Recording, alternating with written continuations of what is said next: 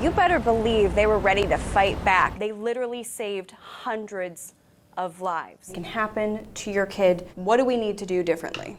You've never seen this man before? What was your big dream? Minorities, we know that they've been disproportionately affected. We've got my foster dog, Kingsley. We are gonna get lean and mean. The patience that woman has. I think Mother Nature has lost her marbles. It's a common household item, but you can really overdose on Benadryl. There are predators out there trying to engage with these kids and get pictures or meet them. She found herself taking hits too, both on her policy proposals and her record as a prosecutor. Over 70 mayors all across the country reaching out to her with their own experience with the mass shooting and offering their help and their condolences, which she actually called, quote, a little sad that so many mayors have so much experience to offer and to help the city of Dayton as they recover. He writes, quote, Americans should be concerned about the denial of fundamental constitutional rights of the President of the United States. Can you explain the strategy behind op-eds like this one? We're challenging people for solutions to our state's biggest problems. I've covered that, in a number of different ways, from infant mortality. There's a huge disparity between black babies and white babies making it to their first birthday. Infertility is something that affects so many women, so many couples.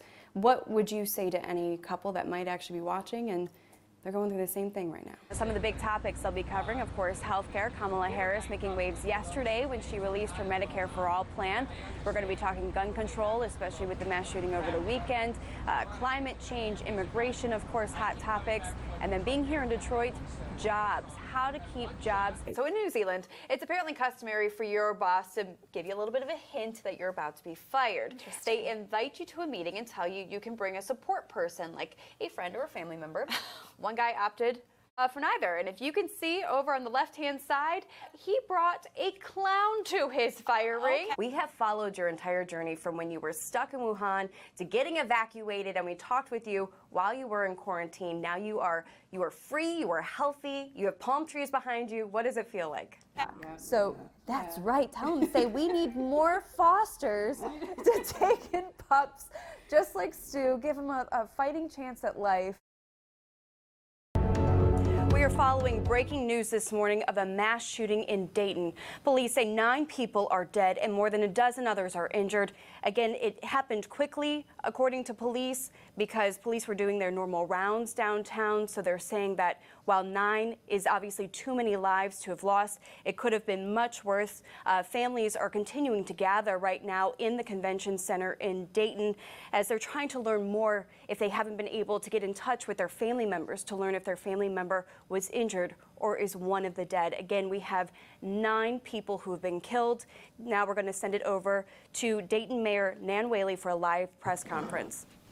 All right, that was Dayton's Mayor Nan Whaley holding a press conference with more details on that mass shooting that happened around 1:07 a.m. in downtown Dayton in the historic Oregon District. And she goes on and on, just commending the first responders who were already on patrol in the area, saying that within a minute from the shooting beginning, that they were able to kill the shooter, and that in just those seconds that he was able to start shooting, the shooter was able to start shooting, that 26 people were injured. They are at various hospitals throughout the city, and 9 people were killed, and the shooter was killed. He was wearing body armor and was using a .223 caliber rifle, high-capacity magazine, multiple magazines. So just incredible work on the first responders, and the Dayton mayor saying they literally saved hundreds of lives. And Rod, do you have any more details as we wait for a second press conference to start? Do we know anything more about the shooter? Talk more about that, because my understanding is from the earlier press conference, the shooting all went down in less than a minute. Now, Rod, what are they offering to families out there, families that are looking for any information on their loved ones? It's just shocking because, again, the Dayton mayor talking earlier this morning saying this shooting today was the 250th shooting in America, mass shooting, just so far this year. Obviously, this coming just hours after what happened in El Paso, Texas. And this has already been a pretty rough year for Dayton. she talked a lot about the resiliency of this community, how they've been through so much, but just how quickly people come together. So I know there's going to be a big showing tonight at 8 p.m. for that vigil. Of course, the location is still to be announced, but they're also setting up a blood donation drive as well. Good evening, and thanks so much for joining us here on Spectrum News 1, Ohio's 24-hour news channel. I'm Lindsay Oliver. Curtis Jackson is off tonight. We'll have more on your top stories from around the state in just a second, but first, we have meteorologist Andrew Kozak joining us now. And Andrew, we started the week off kind of nice, but then we're in for another roller coaster. A sigh of relief for many as the statewide mask mandate is set to end this Wednesday. Our Rodnea Ross takes a look at how one Northeast Ohio restaurant will adjust to the end of the state's pandemic health orders. The first black female police chief has reportedly been selected to lead the Columbus Police Department. Our digital partners at the Columbus Dispatch reporting Detroit Assistant Police Chief Elaine Bryant has been named chief. Bryant will be making history as the first person from outside the division and will also be the first black woman to lead the department. Mayor Andrew Ginther has yet to make the official announcement.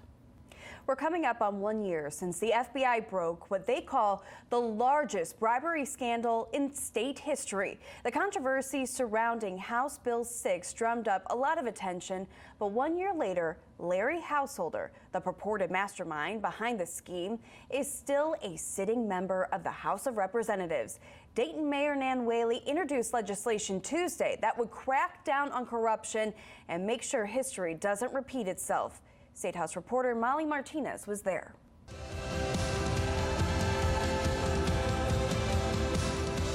June 1st marks the start of Pride Month. Pride, of course, is a time to celebrate and support everyone in the LGBTQ community. A little history on this month.